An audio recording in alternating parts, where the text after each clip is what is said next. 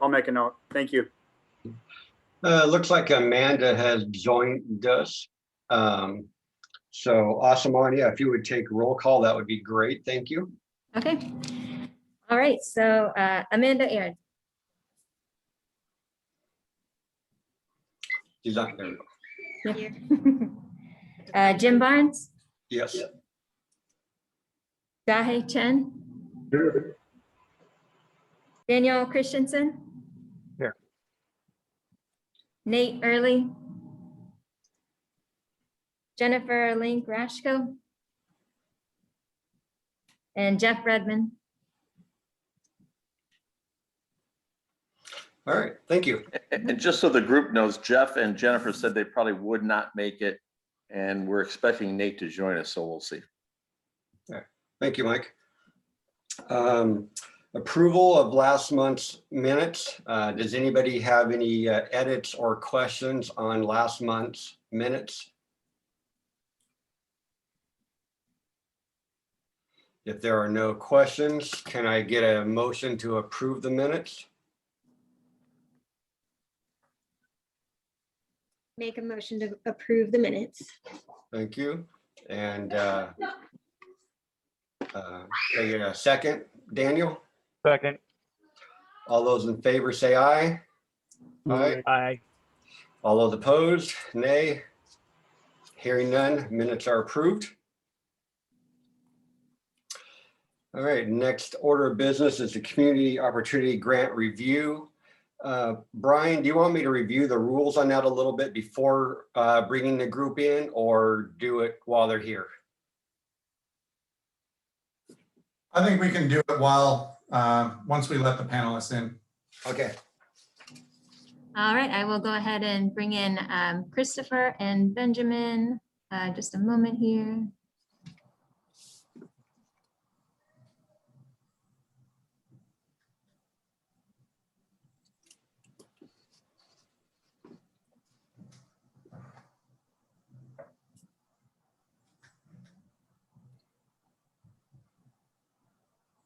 Looks like we got them. All right, well, Benjamin and Christopher, welcome. Glad to have you tonight. Thank you. Hello. So for tonight, I'm sure Brian and others have explained it to you, but I'm going to take a minute and just kind of hit a couple of the highlights of the applicant criteria, and then we'll open it up for you guys to tell us a little bit about the project, and then open it up for the board members to ask questions. So just as a reminder to the board members, the applicants, they need to be an authorized member official of a Wilsonville community organization, project, or charitable nonprofit, been in operation for at least 12 months, unless there's other extenuating circumstances. The funds need to be used for a specific project or element of a project that is clearly identified in the application and takes place within the city of Wilsonville. One grant per year for one organization. And an organization will only be eligible if they've properly complied with previous grants that they've received. So I think those are the key elements of the grant guidelines. So Christopher or Benjamin, whoever's taking the lead, please tell us a little bit about your project. Great, thank you. Yes, my name is Benjamin Mefford. Good evening, everyone. Thank you. I'll be presenting on behalf of the Wilsonville Arts and Culture Council Board of Directors, and which Christopher is the president. And I'm also the artist and the project director for the project for our grant application, the Biggest Pumpkin Project. And a board member. And a board member. Yeah, so a teacher once told me that if you can do it by yourself, you aren't thinking big enough. And this has become kind of a motto in my life. So this project is ambitious, and we have appropriately a strong backing from a number of supporters, and kind of a core group of the arts and culture of Wilsonville. So the WAC team is especially excited about the collaborative nature of this project, getting to work with all of these partners, work closely with all these partners, and the chance to contribute to public art in Wilsonville. So any artwork has the capacity to be imbued with stories, and a lot of times it's a really important component of artwork. When we think about ancient artwork, we think about Stonehenge, and we think about Easter Island heads. They generate all these questions. Why, who are the people that made these things? Why did they make it? What's the story behind it? This is a big reason why I like working with large stone sculptures. It's monumental stones, sort of, there's a timelessness to them, and they sort of instantly generate curiosity and stimulate the imagination. So the genesis of this project started a few years ago as a sort of a passion project of mine, and has grown considerably in scope since then as we've brought all these different people in and groups in. But I was inspired by this popular children's story, The Biggest Pumpkin Ever. Just real brief synopsis of that. There's, the kind of key points.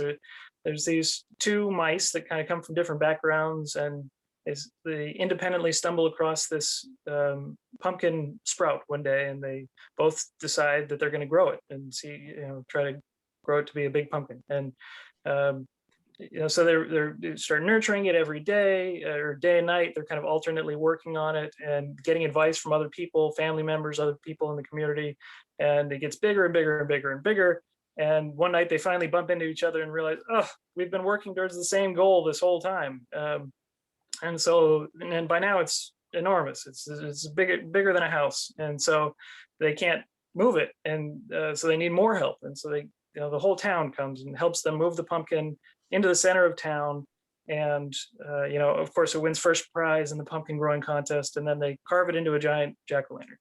And so this story really stuck with me as a child, and grown, as an adult now, I read it to my daughter. And it's a really special, it's this modern parable of, it illustrates that we're stronger and more powerful when we're working together. So this sculpture is going to be really playful. It's going to have a placemaking component to it. It's got this story behind it that it's going to carry with it. And we'll have all these different connections we'll make in the community. We'll have a page on the WAC website, of course, too, that kind of explains all this, documents everything, captures the project, the process, the story. So that's kind of the inspiration behind it, that we kind of wanted to emphasize and share with you today. And on behalf of WAC and all of our collaborators, the Charbonneau Arts Association, along with the Charbonneau Art Festival, where they're acting as fiscal sponsors for a grant that we already received for the Clackamas County Cultural Coalition, the Wilsonville High School Art Department. We've got plans to do activities with students, the Wilsonville Public Library. We've got a story time component, and beyond. So we just thank all of our partners, and really think that shows that there's a lot of energy for this project in the community. And so we hope that you will support this. Thank you. Awesome. Sounds good. And any other comments from Benjamin before I open up for questions? No, questions would be great. Thank you. So open it up to the board members first. If any of you have any questions, I'll let you start. Otherwise, I have a list of questions that can kick us off. Not seeing anybody looking like they've got a, yeah, Dahi. Yeah, I have two questions.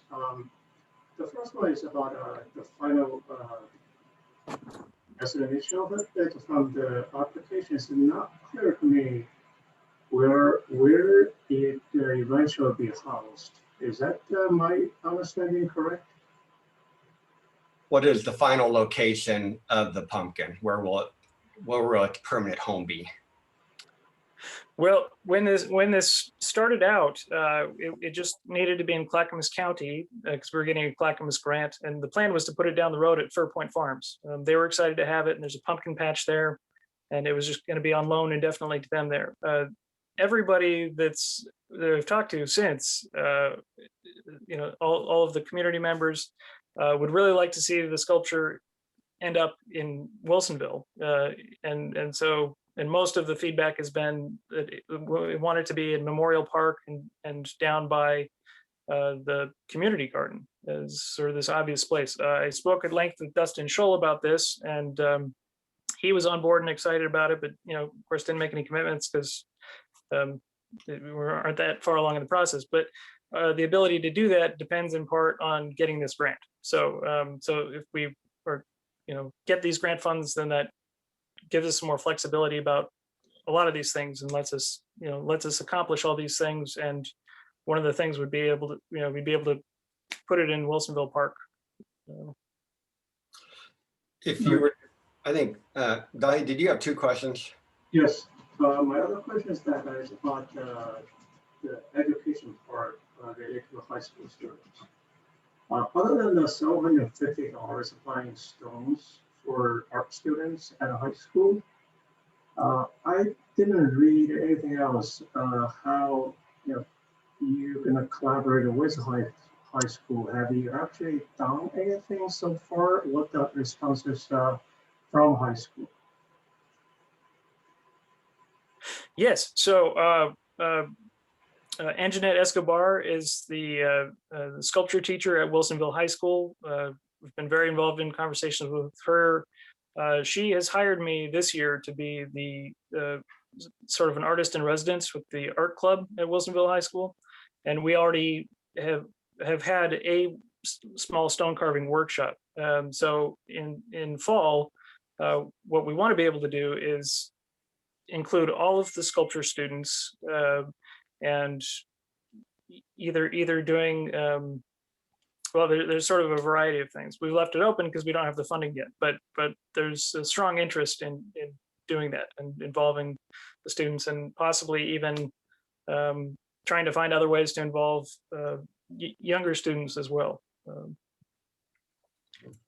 I think part of the part I had the similar questions, a couple of similar questions to Dahi on the in terms of, I understand you have to get the funding first, but I guess we wanted to make sure that there was I don't know about significant, but at least some material level of student interaction here in this overall project. So.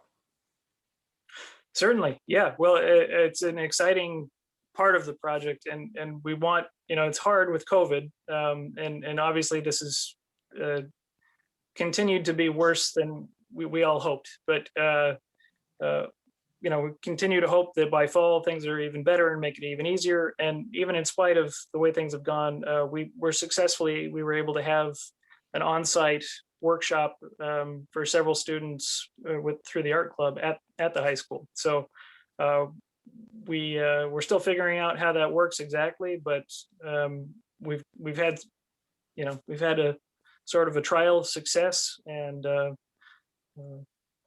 yeah, I hope that answered the question. Let me know if you did. I think it sounds like you've got a good commitment to working and incorporating the Wilsonville students in the project, and being artist in residence just further kind of cements that relationship. So that's cool. I might add another thought. So I'm recently retired from the school district. I was at Wilsonville High School and came up through the primary school, actually. And in the primary school, they have the art literacy program where it's run by parents, and they focus on art history figures. The school will have maybe 3 artists that they focus on, and parents will come into the classroom and do an art history lesson, and then there'll be a follow-up art activity that is inspired to some degree by the artist's work and ideas and work. When I was at Stafford Primary School, not only did we do art history figures, but we would also try to figure out a way to bring in contemporary artists, living artists doing work, and have them do an artist talk and do a follow-up. And I was telling Benjamin about this, and the Wilsonville primary schools would, I'm sure, be delighted to have, if there's funding for this, to have a contemporary local artist come in and talk about the project. He and Benjamin and I have been brainstorming sort of parallel materials that would be safe for primary students to use, like the foam from the florist foam that they put the flower displays in. That's very malleable. That would be very appropriate for primary students to get a chance to play with reductive sculpture techniques with Benjamin. And the story element too, Benjamin didn't mention this, but the library is, interested in having the pumpkin visit the public library and to tie in with the story, because it's a beloved book that's continues to be read by and enjoyed, and partnering also with the primary school librarians, maybe having some funding where additional copies of the book could be put into the primary schools, and it's really a community-wide experience. Okay, thank you. I apologize earlier. I meant to ask if you had anything additional to say, not to ask Benjamin if you had anything to say after you just finished talking. Appreciate that. And then a question on the permanent location. Assuming that Wilsonville were to provide the 6,000 and that the city of Wilsonville could provide you a location, would the WAC be committing that this would the final resting place would be Wilsonville? Certainly for a long, that was the board's key interest, is that it would eventually add to the inventory of public sculptures in Wilsonville. That's a big priority for the board, for the Arts Council. And certainly it would be a long-term loan.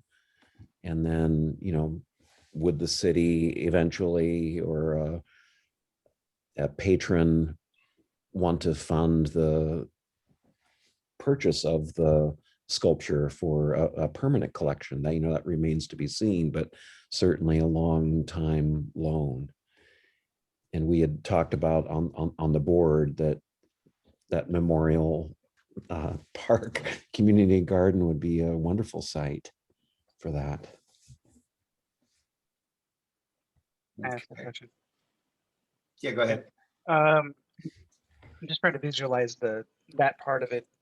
So the community garden, it would be installed as a sculpture, but is the intent that it just serves as a piece of art, or is it supposed to be? I mean, I get everything where it's doing this road show prior to that, and it's getting its due, and it can inspire pumpkin carving as well. But is the installation of it to be like a gathering for however long, as maybe a place where pumpkin carving would take place at that final destination in the park, or is it just there to observe? Yeah, it's a good question. Once the places that we've kind of been thinking about, there's nothing immediately adjacent to it that would encourage like future pumpkin carving activities. Although the Harvest Festival usually takes place at the upper end of the park, it would become more of a fine art. Like, oh, let's walk down to that end of the park and check out the giant pumpkin. So I suppose it'll change a little bit in its interactive intention once it is in a final spot, if that answers your question. Well, yeah, I'm just thinking thematically. I mean, you're obviously using the idea of this pumpkin, the concept, to promote, among other things, pumpkin carving as or at least that's part of the linkage. And I guess I could just trying to imagine this nexus between a work of art and some sort of community cultural relationship activity thing, if that is possible, or if that was intended, and if that is the right place for something like that to happen, or if that was not what was intended, then I guess that's something else. It certainly could be. You know, there's in the Graham Oaks natural area, there's the wonderful acorn Yes. that is there, and that's another example of thematic public art piece. And you know, we don't have an expectation that there be grinding acorns for flour or something there, but just tying in culturally with the usage and nature of the space. That's one element, but we hadn't thought about this activity thing, and depending on the placement near the garden, you know, that might inspire some activity. You know, do we bring some folding tables down there and for some kind of a festival, and you know, do some pumpkin carving with families? Or is it just, you know, help illuminate the fact that they're community members, they're all year long planting things and growing things, and then there's this piece of art that represents a modern parable about community coming together and working together. There's just so many layers of meaning and lots of possibilities. I thank you for bringing that idea up about community activity. Jim, if I may. Yeah, well, I think Daniel's talking, but I'm not hearing him. I'm on mute. Sorry. Go ahead. We can hear you, Daniel. Now we can't. You clicked off again. About there. You're good. Okay. The thing is about you're installing this thing, and there's the potential that people can observe it, and it's a cute thing. It's tied to kind of a childhood story, and I imagine people taking their kids there. But you're saying that the deal is it's on permanent loan, and people get, at least my understanding of how this stuff somewhat kind of works is people get I want to say used to it, but it's like they have this kind of expectation that things kind of stay that way. And how would it work where, somebody wanted to buy it or whatever? I mean, would the expectation be that the city would buy it, or is that? I'm just trying to figure out how that would work if people become kind of attached to this thing in that location for that purpose. And suddenly somebody wants to buy it after a certain, like you say, where if it's just on loan, how do you resolve that community issue? That's what, sometimes, think of the kind of statues and artwork that either get moved or get replaced or whatever, for whatever reason, there's always some sort of uproar. And I'm just, it just seems like an impermanent kind of thing. In that location for that purpose. I don't know. I mean, I just wonder if that's part of your thinking. Well, Jim, if I may, please. Yeah. Let me just jump in here real quick and give, just so the Parks and Rec Board kind of has a good understanding just of a historical piece of there used to be a group in town, the Wilsonville Citizens for Public Art. They've since disbanded. There's a new Arts and Culture Coalition that's coming on board. That will have a focus of public art. So just from a normalcy standpoint, it is common that a sculpture would be placed, the artist would receive a stipend, and then at that point, it either goes away, it gets moved to another location, or the city or someone like Clackamas Community College makes a purchase. So I think the way that Benjamin and Christopher are describing this would tie into how our public art process has worked in the past. I think you bring up a valid concern of the community getting used to it, but it does tie to how a rotating art element could work or does work in other communities. So while it's not the norm of some stuff that's done in a permanent fashion, it does tie into how public art and rotating sculptures might work. But I'll defer to Christopher and Benjamin if you'd like to add anything further there. Yeah, what you described it perfectly, Brian. The Lake Oswego has the outdoor gallery that's a rotating public art sculpture that program that's juried, and there's every 2 years there are new sculptures that come into the collection, and the city citizens get to experience it. And then there's a voting process.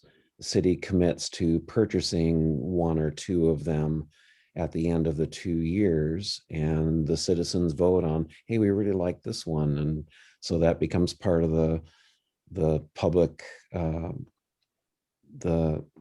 collection. And then the ones that aren't selected are then rotated out, and then the new juried sculptures come on board. When the Citizens for Public Art existed here, the 2 sculptures that are adjacent to the library were both part of, they were here, and then eventually they were purchased because people really liked them. And so they ended up becoming a permanent collection in Wilsonville. So this kind of thing that Brian was describing is fairly common in many municipalities. Okay, thank you. Yeah, I think it's a little weird for, we're not used, usually we think of buying something like a big rock and hey, it's our rock. No, it's fine. It's a little different in this world. And when we donate money to groups, we never own the product anyway, whether we're getting sound equipment that, although the sound equipment typically stays in Wilsonville, Wilsonville doesn't own it. The organization that we gave the money to owns the equipment.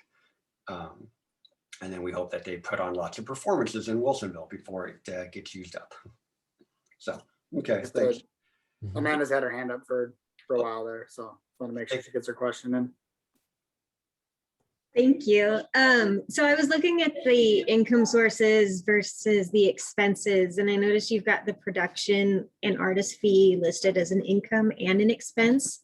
Could you maybe explain how that works, or and also what is the production fee?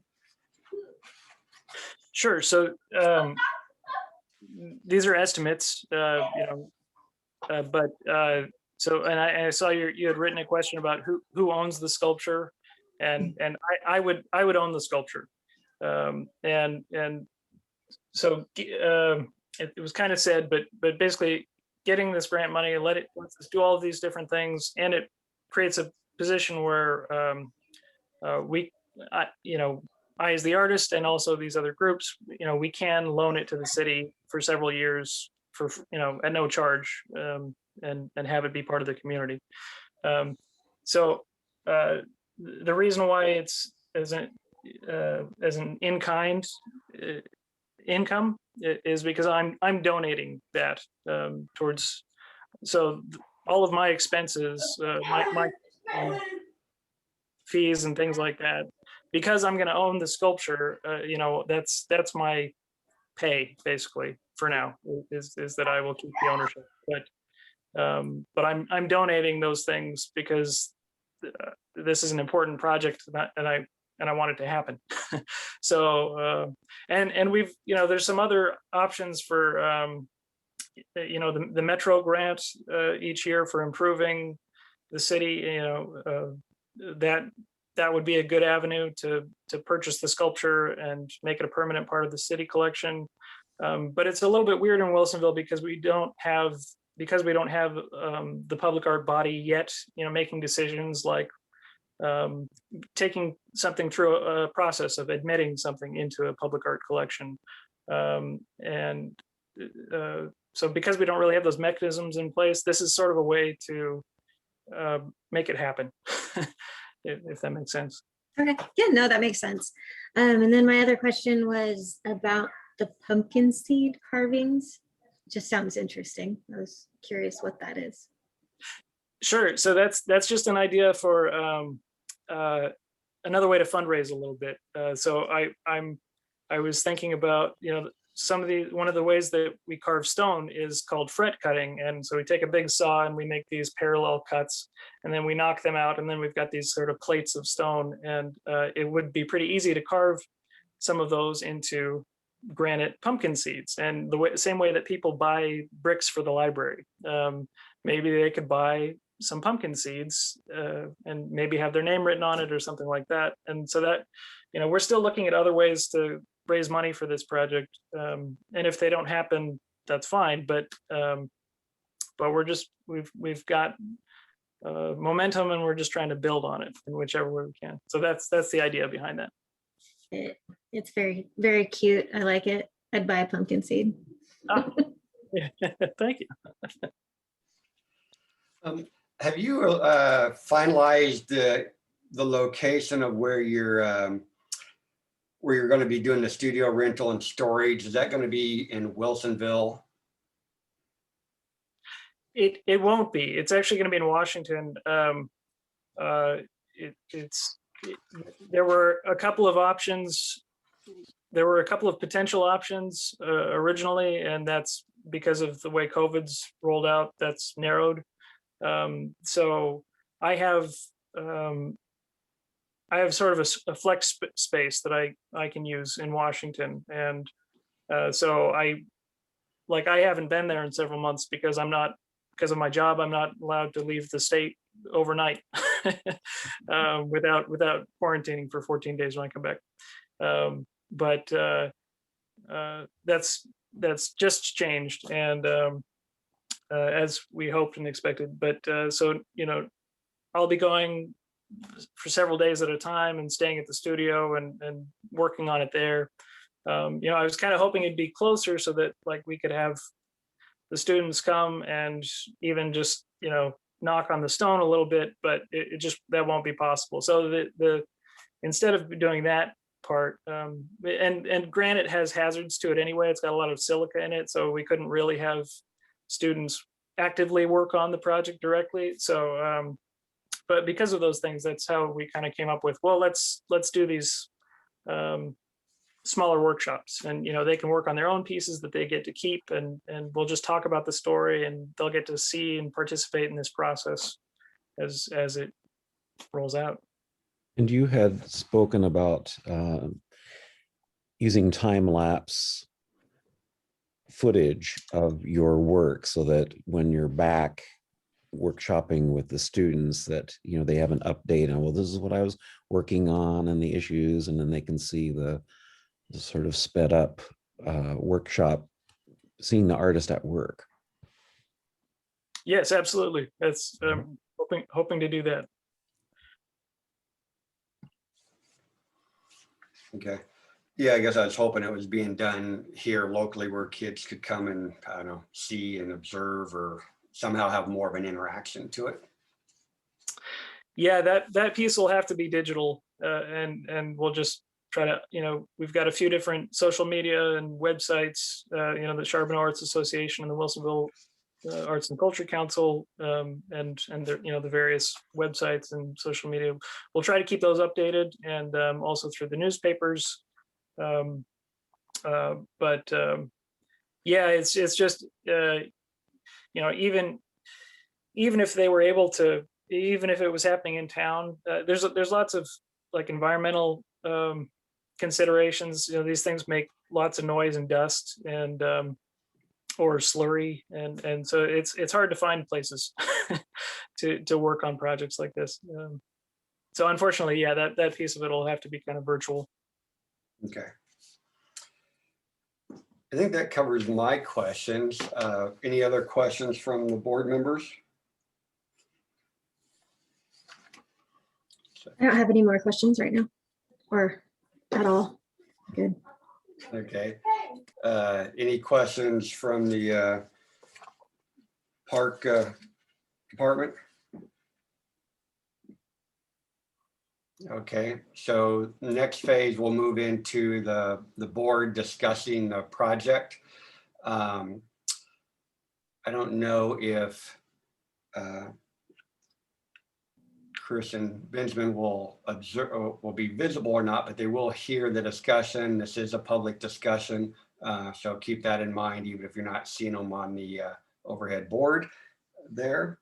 Yeah, Jim, I'm gonna move Christopher and Benjamin back to attendees, and we can always bring them back if you have any further questions. Okay. But I think they'll still be able to observe the conversation. Yes. Hey, from my perspective, thank you guys for being here. Yeah, thank you all so much. Really appreciate it. Thank you. Don't leave though. We're gonna bring you back in regardless. Yeah. Yeah, thank you. Brian or Mike, maybe a question for you on the applicant criteria about taking place within the city of Wilsonville, and what exactly does that mean in terms of like we got storage rental and space rental. Well, I don't know if it's it sounds like it'll be in Washington, so that's that's clearly not in Wilsonville. A lot of the other activities are in Wilsonville.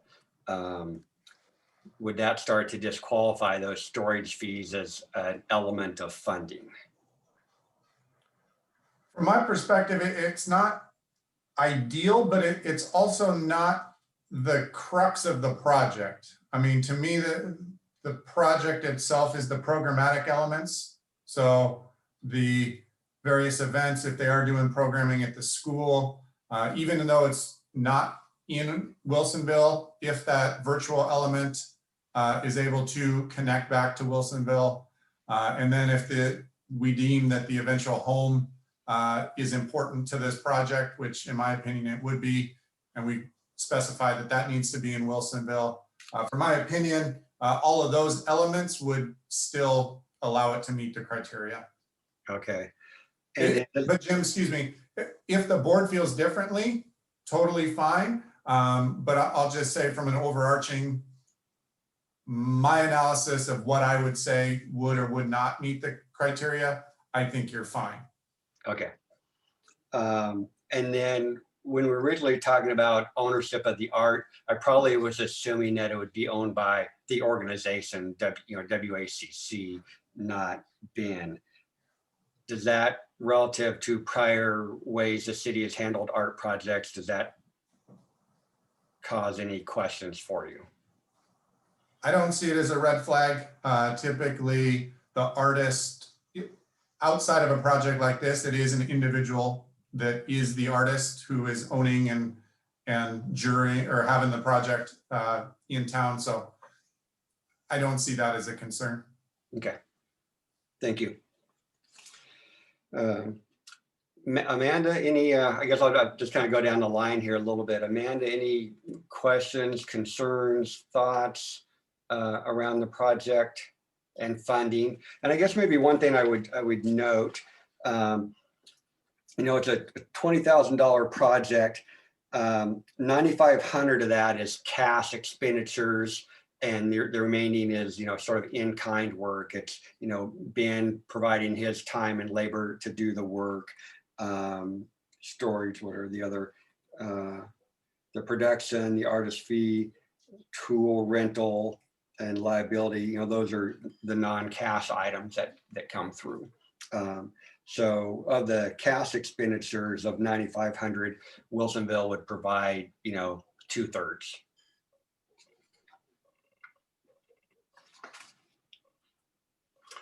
Sorry, Amanda. Any questions, concerns from thoughts that you have?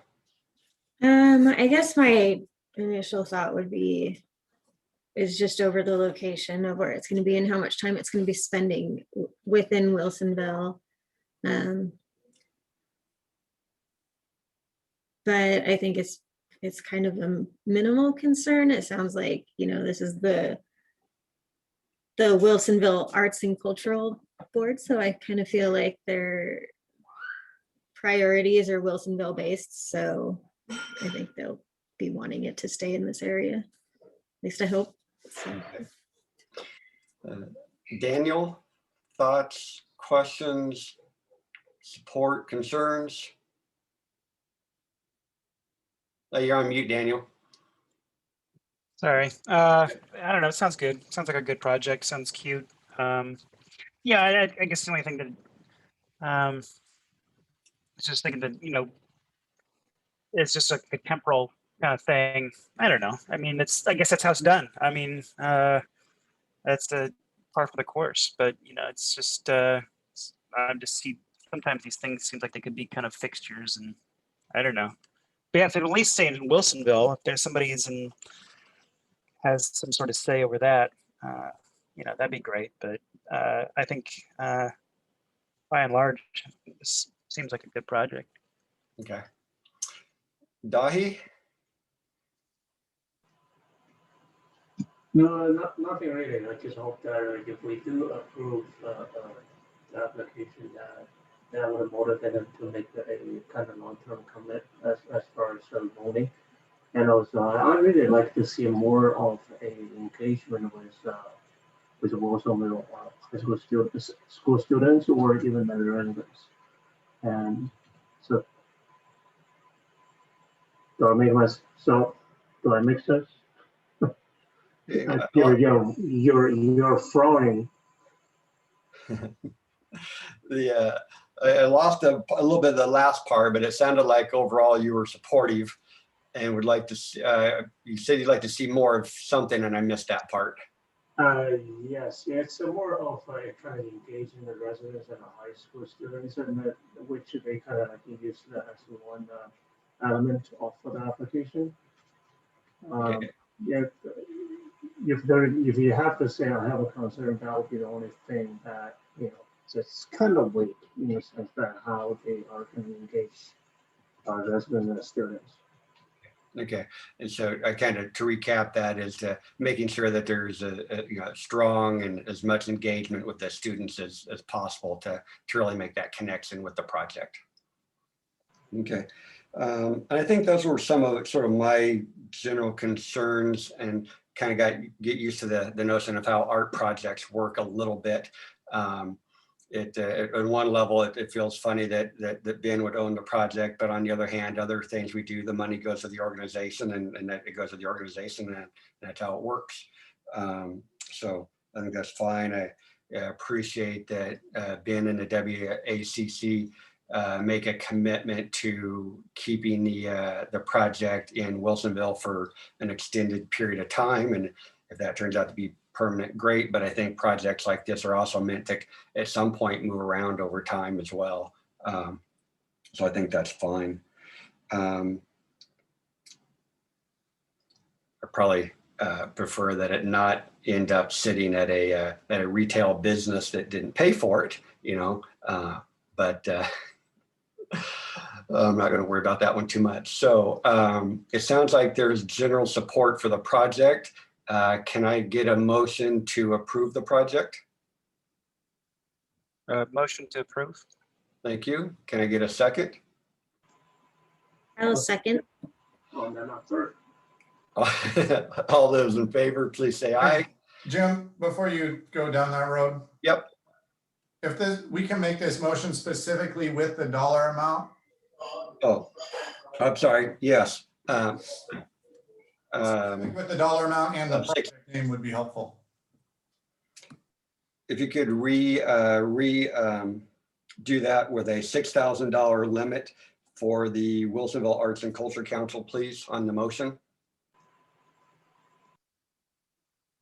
Motion to approve with the 6,000.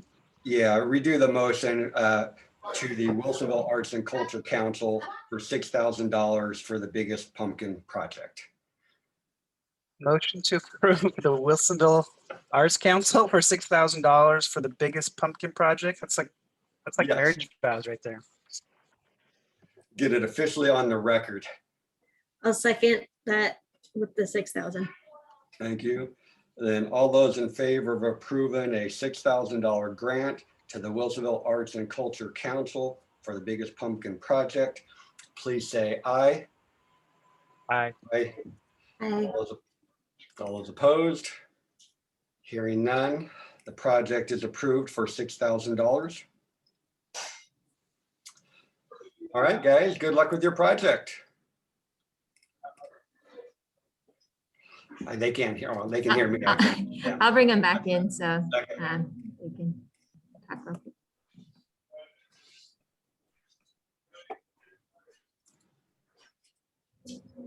There they are. There's one anyway. All right, guys. Congratulations on your next round of funding, and go out and make some really cool stuff. Thank you so much.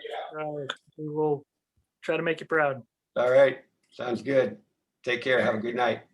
Night. And just, Christopher, I'll be reaching out to you with some paperwork to fill out. There's a funding agreement and we'll need a W-9 for the organization, but I'll shoot that email either tomorrow or early next week. You're thank on you. mute. Christopher, you were on mute. Okay. Thank you. We'll also be we'll talk about the pop-up concert program too. Okay, sounds good. Thank you. Thank you all. Yeah, take care. All right, back to the agenda, unless Brian, you had any wrap up for us on that, otherwise I'll, okay. So next item on the agenda was the finalization of the 2021 board goals. Jennifer was not able to join us tonight. She had a prior engagement that she couldn't get out of. As we talked time before last, as a general rule, the board didn't really have any additional specific goals that were different from the Parks Department goals. And so we were just going to align and support the Park Department goals. Jennifer wanted to spend some time looking at creating a specific goal around partnering with a middle school on an environmental type project that could be done at a park and maybe be, loosely labeled a legacy project for, the middle school 8th grade class or something like that. And her and I have talked offline about it. She needs to do some research on that idea and see if it really has legs or not, or what it would take to do it. I was hoping she'd be able to talk about that tonight, but she's not here. So I think otherwise we just move forward with supporting the Park Department goals as they are. So I don't have anything else to add to board goals at this time. Any questions? If not, okay, we will go to the recap of the 2019-2020 Parks Bond. And I think Mike and Brian are going to start that off. Right. Thanks, Jim.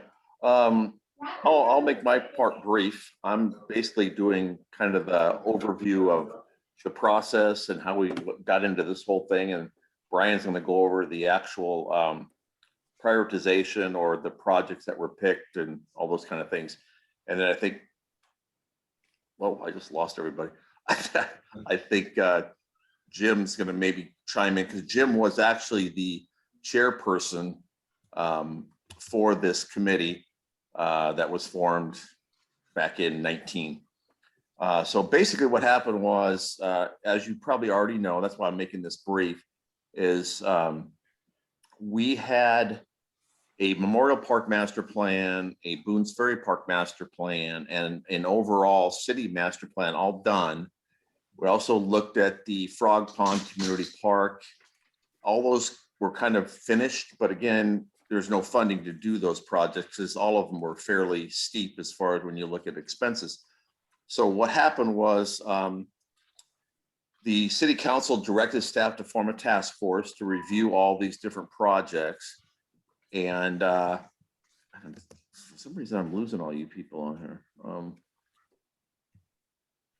Anyway, to review all these projects and to kind of develop a priority list, because we had kind of what the consultants said we should do with Memorial, with Boones Ferry and all those things, but we didn't have anything that was prioritization as far as the overall city of what should be first, whether it would be river access, ball fields, skate park, whatever.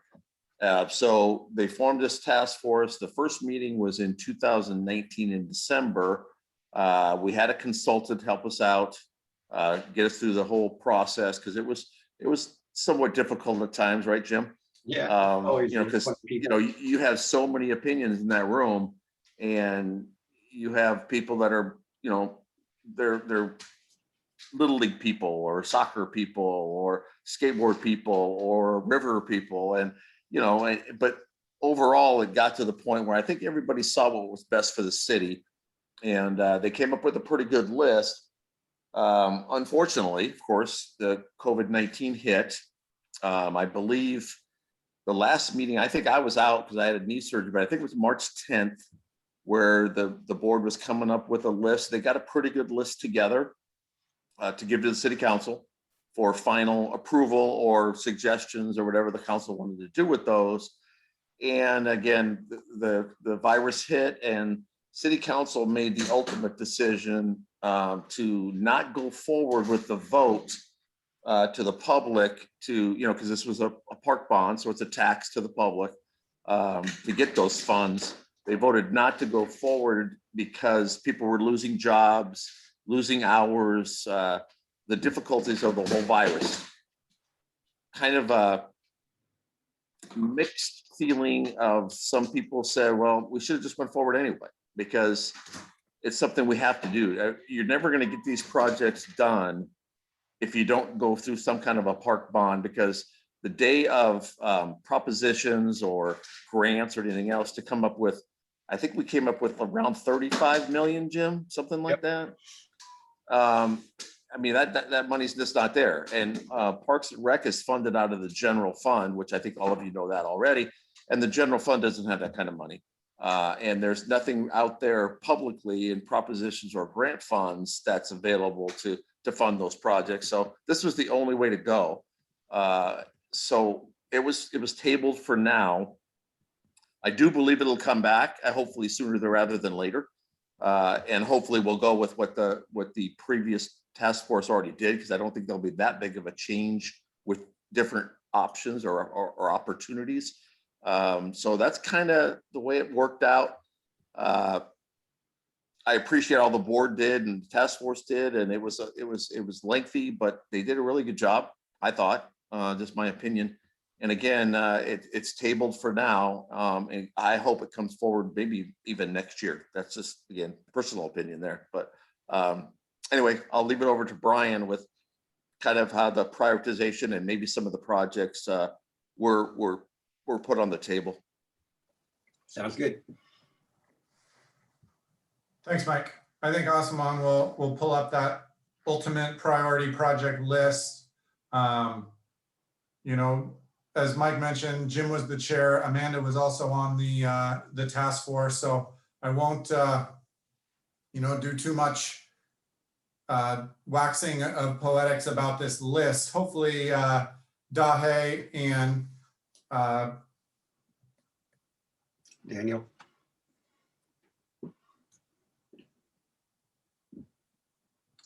Do you guys hear me? No, go ahead. Sorry. Comcast is not our best friend at the house right now, so sometimes I just freeze.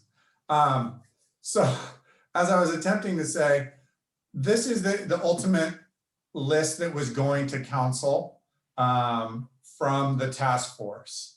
If you've not had the opportunity to read through the whole recommendation plan that came out, would encourage you to do so.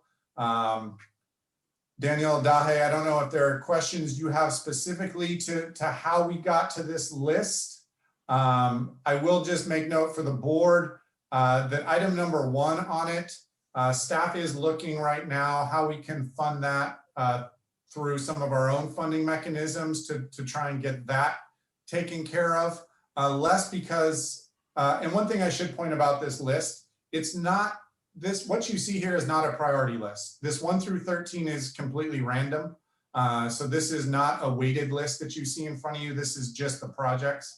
But that first item that you see on the list, staff is attempting right now to figure out, just because of the usage of the park, and Dustin, I believe, spoke to a little bit about this at the last one. We are looking to fund that, which would be one less item off of the task force list or bond list.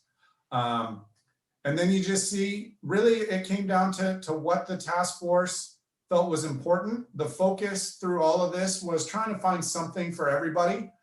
So you'll see the things at the community center. There was no specific projects listed there, but we wanted to be sure we touched that older adult community. Same with that Charbonneau multi-use path repair and replacement project. That was just as a way as we look to build consensus within the community to be sure we're serving everybody. And at that, I'll just open it up if you do have any questions, but really there is a lot of information in that final report. So if you haven't, take a look at it. Pages that probably of our interest are going to be page 5 and then page 11.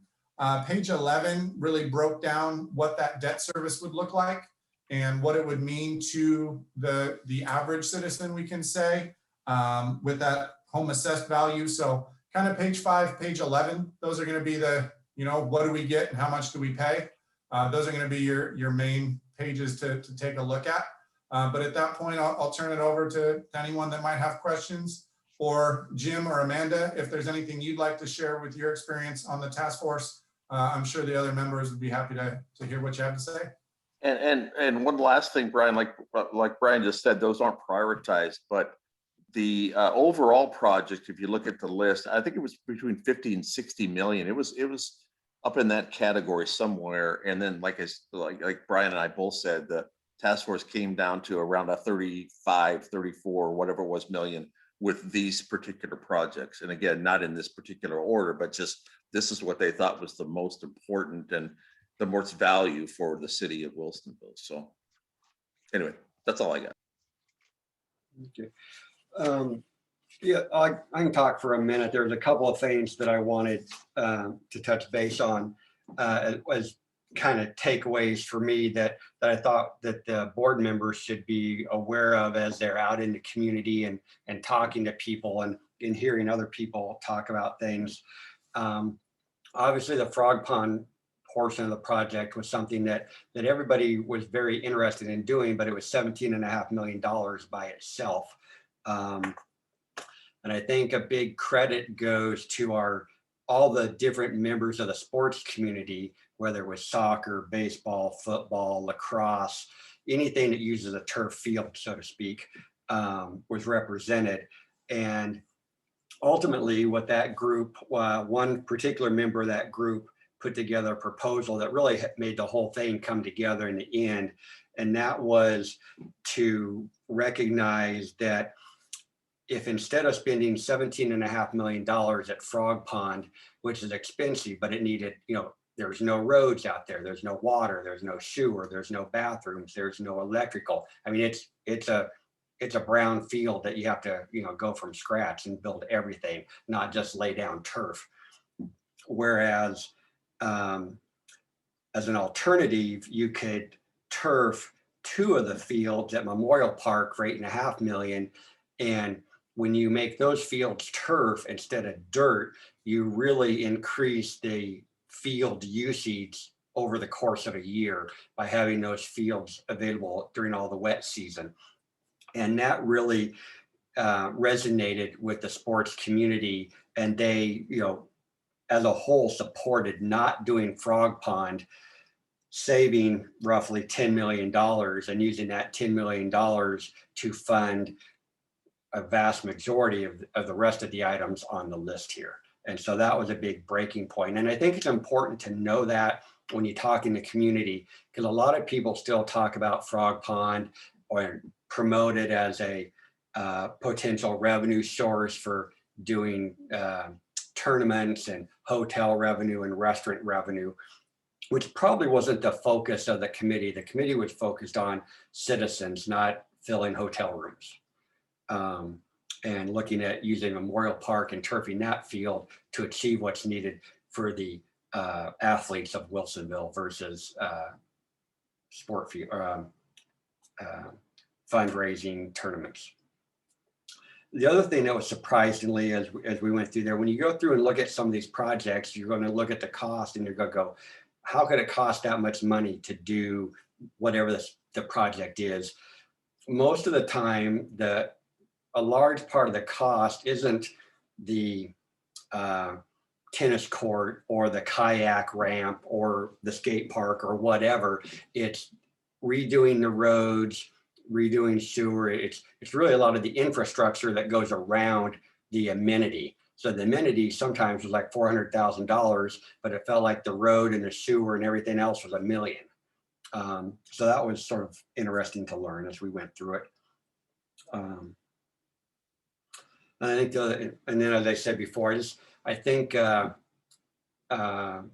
you're out there in the community talking to folks, being aware of these projects, understanding what's kind of been prioritized. And you have to go behind these recommendations that are on the board. Now you have to kind of read Boone's Ferry Park Central means nothing until you go into the report and read Boone's Ferry Park Central means playground equipment. I don't know if that's right or not because I don't have it in front of me, but if you go into the report and read those titles, behind that will be the specific amenities for that area. And that's why you'll see Boone's Ferry Central, Boone's Ferry River, Boone's Ferry East, Boone's Ferry West. Each of those has a specific set of amenities in that zone of the park. I think that's all I wanted to say about it, Mike. I just kind of wanted to make sure that the board members were all aware of this as we go forward in the future. Can I ask a question? Yeah. Hi, Daniel. So, I mean, obviously these are like Jim, you say that they're broken out by whatever their particular section of a park addresses. But in terms of cost, you know, is it typically would it be more of an efficiency if this was sort of if you have the lump sum to be bundled for contracting purposes to and have it designed and executed in one? I mean, what is the distinction between not doing the east part of Boone's Ferry Park in tandem with, say, the river launch, if you're using the same contractor and you can just somehow manage to do it all at once and save some money? Is that a possibility, or am I just I don't know the nuts and bolts of what these things particularly are? And I know Brian can weigh in here too, but it's, Daniel, these are all estimates and approximates. I mean, from different consultants and things that were reviewed. And yeah, I believe that would be an option, that we look at that and say, would this cut our cost by $500,000 if we did this and this together? But obviously we didn't get that far. And again, these are all estimates as far as approximations, but Brian might have more on that if he wants. I think the only thing I would add, Daniel, when we created these project lists, and we were very strategic in how we group projects together to be sure that if one segment got forwarded to the council for funding as part of this bond measure, that we could complete everything in that segment. So we didn't want to do, one element that needed a parking lot, but we weren't going to clump the parking lot in together. So we were very strategic in how these project groupings came together. But to your point, I think you're absolutely spot on that if we were to clump projects together, there would be an economy in scale from a contracting and construction purpose. But the way this pricing is broken out would be standalone projects. Now, when these projects get approved, this is bond funding, municipal bond funding, whatever.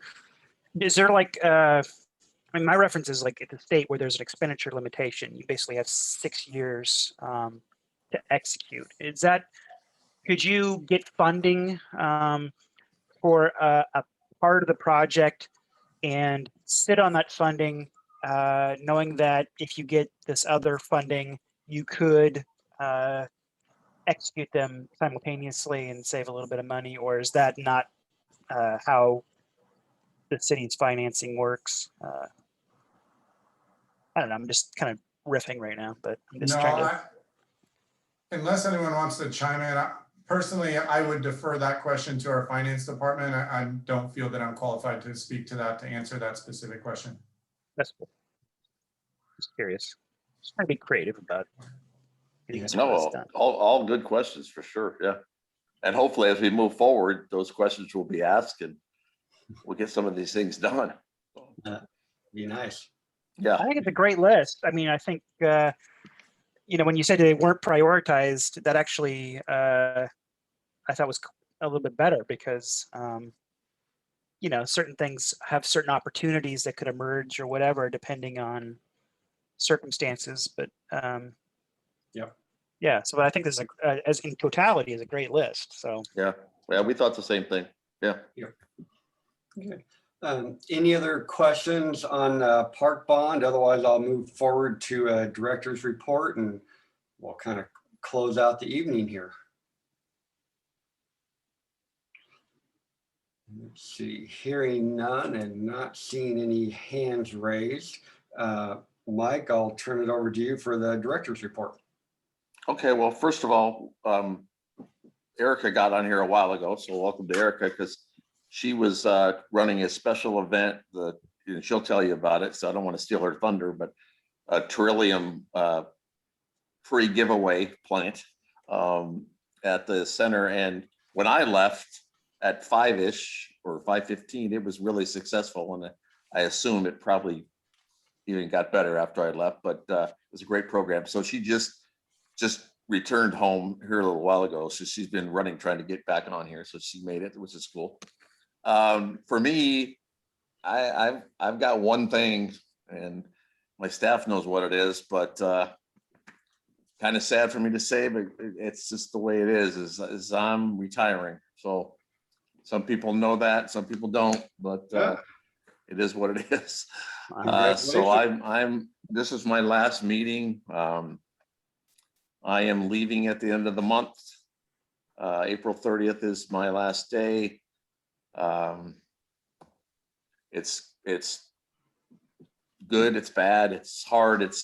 Again, it is what it is. I've done this for 40 years. And so I've done this for a long, long time. And I retired once. And this will be twice. So hopefully I'll be more successful this time in retirement than I was last time. Yeah, maybe. I really don't want to come back again, to be honest with you, and do this again. So, and be in another state maybe. So, yeah, this is kind of it for me.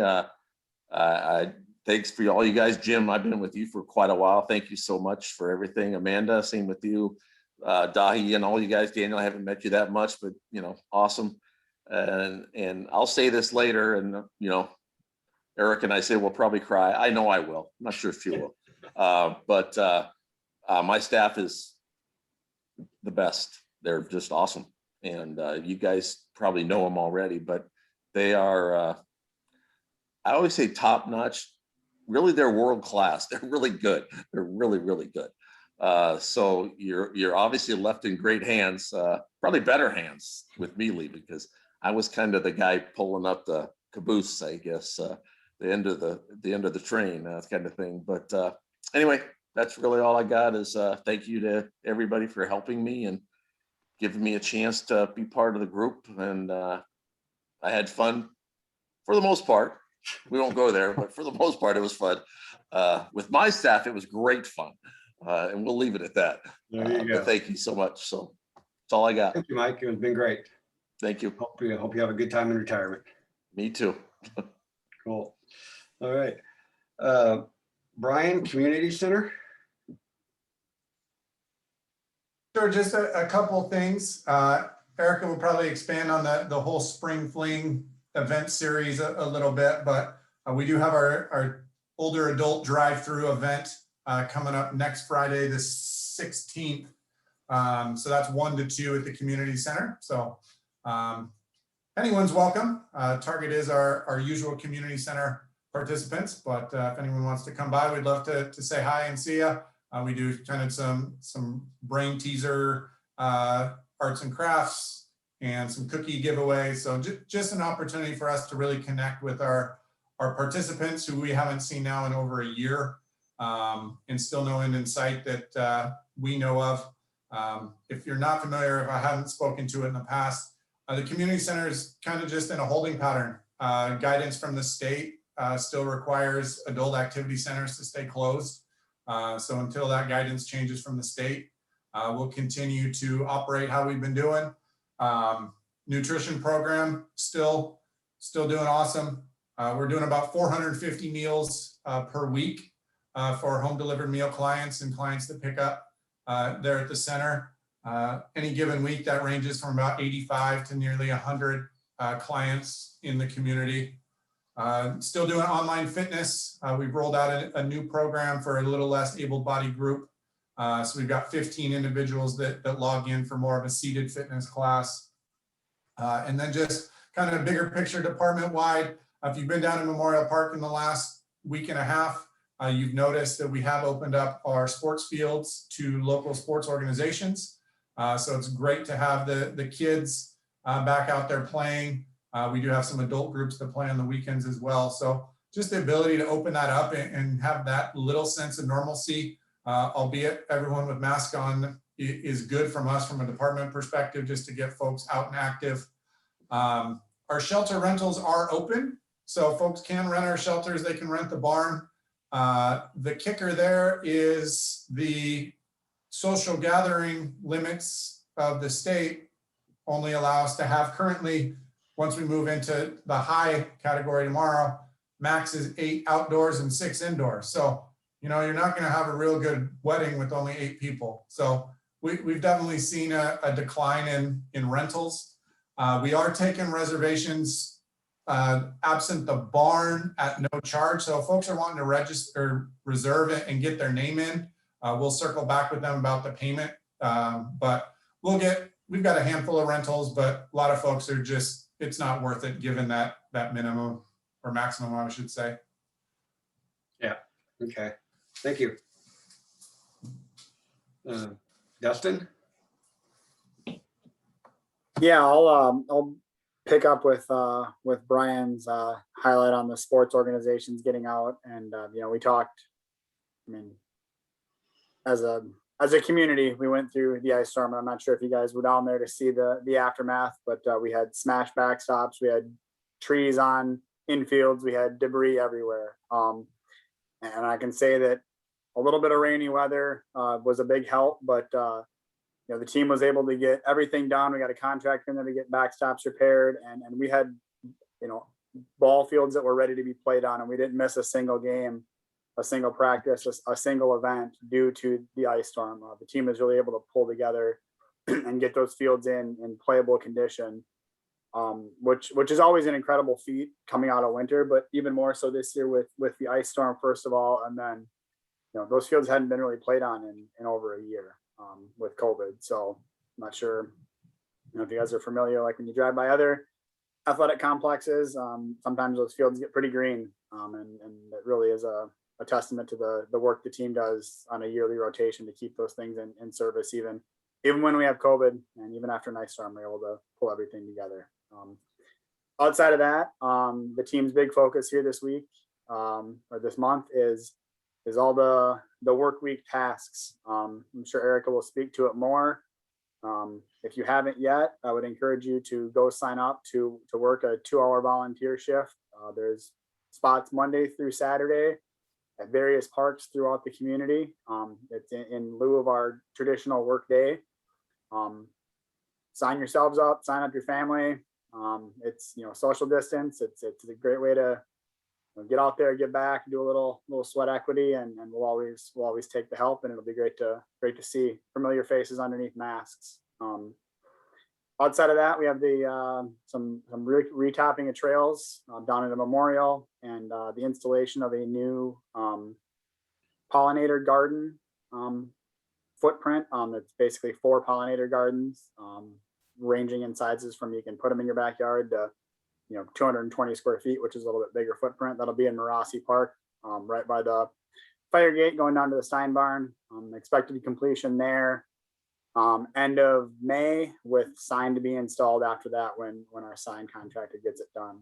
Kind of a cool community piece that the team's been fortunate to work on in combination with Zoe Monahan out of the city manager's office. So other than that, we're just on standard cleanup. It's summer's here, grass is growing, bark dust everywhere. If you guys see anything, see any issues, I always encourage you to reach out and let me know, and I'd rather hear it from you guys than somebody else that we've been missing something. So always open to the comments, guidance, and direction. So thanks. Thank you. Can I ask a question? Yes. What do you guys do on the fields for all the rodents? Because I was doing field cleanup for my kids' baseball, and there's like gopher and mouse holes and rat holes everywhere.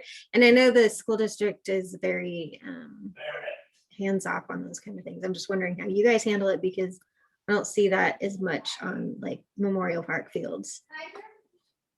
So we're very fortunate with the higher usage patterns continuously throughout the year. You know, we're running soccer in the fall. Things like that don't get us as established on the actual fields. Like if you look at the outfield in field 2 where it meets the hill, we sometimes have that pest problem. We'll either hire in a contractor they trap them to come in and remedy that situation, or we just go out and we fill in holes with sand and the problem moves on. If they have homes elsewhere, they kind of migrate around. We have enough open space outside of our fields that we can often relocate. A friendly nudge in the other direction if you kind of start to shut down some of the things they're doing. I think I've relocated to parks in the area too. Okay, not my school though. There's not a great solution, especially moles are a little easier with the larger piles, but a lot of times like the voles that are leaving the little holes that you're talking about are a whole different menace to control for sure. So Okay. Thank you. Thank you. Erica, welcome. Thanks. Like Mike said, we just finished, we had a free Trillium drive-through event today at the admin building from 4 to 6. And it was super successful. I think we gave out maybe like 160 or so. We still have some left at the admin building, but I'm sure we'll find ways to get rid of them over the next week or two. So that was really good. With each Trillium, we gave away like the whole event, spring fling event calendar, so that everyone got a copy of that. Everyone got a copy of the work week activities. And then we put some info sheets in there about like tree pruning and things like that from planning. So handed out a lot of really good information too with that we're hoping will boost some signups for some upcoming events. This weekend we've got a worm composting class, 2 different sessions going at the Stein Barn. I believe they're both full. Those will be in-person classes, which is really exciting for us. Kodiak. So those are both full, small groups, just 10 people in a class, but those are both going to run.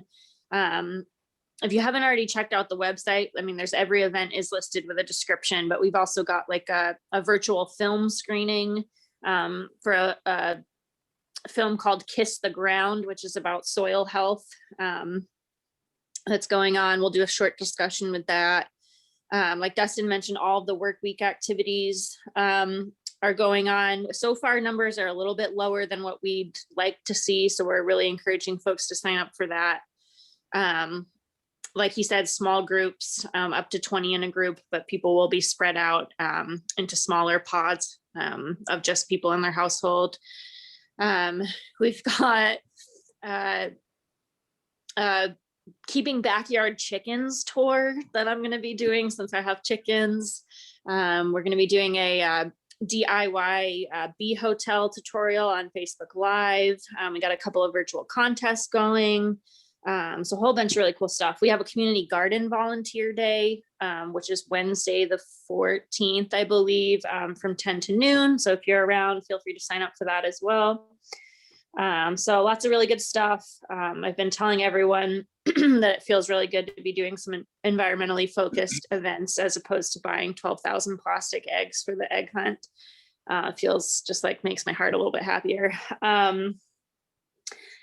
Community garden is full. We did all the signups this year online. We gave last year's gardeners preference to keep their plot, and then which was about half, maybe a little bit more than half, and then we put all the rest up online. Those are now all taken. I think that's pretty much it. April is going to be busy. Summer camps are open. I mean, we have a number of them already open on our registration page online, a bunch of sports camps. Everything's going to be outdoors. We're not going to be utilizing the tea house this year just because it's too small. Won't be worth it to run camps there. So everything will either be on the sports fields or at the river shelter. And it looks like we're going to be able to do, still waiting on final guidance from the state, but it looks like we're going to be able to have groups of 20 for summer camps, which is nice. Last year we were at 10. And then, yeah, we're just still working with admin staff just to get a general feel of larger events this summer, potentially renting some movies in the park if we can figure out how to do it safely. And then things like the block party and wellness fair, all those are kind of in limbo at the moment. But